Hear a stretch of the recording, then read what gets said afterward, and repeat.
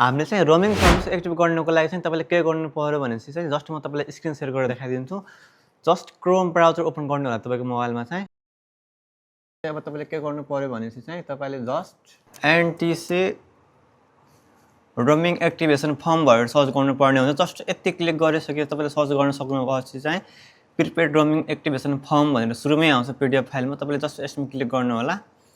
यसमा क्लिक गरिसकेपछि चाहिँ तपाईँले चाहिँ देख्न सक्नुहुन्छ यो चाहिँ फर्म स्क्रिनसट गरेर राख्न सक्नुहुन्छ। यसलाई चाहिँ प्रिन्ट गर्न सक्नुहुन्छ, प्रिन्ट स्क्रिनसट गरेर, अथवा चाहिँ डाउनलोडमा चाहिँ गर्न सक्नुहुन्छ। डाउनलोड भइसकेको होला तपाईँको यो चाहिँ जस्ट डाउनलोड भइसकेको छ हाम्रो चाहिँ अलरेडी। सो अथवा तपाईँले चाहिँ यसमा चाहिँ अब नेम भनेको छ, नेममा चाहिँ तपाईँले आफ्नो नाम राख्नुपर्ने हुन्छ भने चाहिँ मोबाइल नम्बरमा चाहिँ तपाईँको चाहिँ कुन मोबाइल चाहिँ तपाईँले एक्टिभ गर्न खोज्नु भएको त्यो मोबाइल नम्बर राख्नुपर्ने हुन्छ। अनि तपाईँको चाहिँ सिटिजन एड्रेस भनेर चाहिँ त्यो चाहिँ तपाईँको नेपालमा नागरिकतामा भएको एड्रेस राख्नु होला।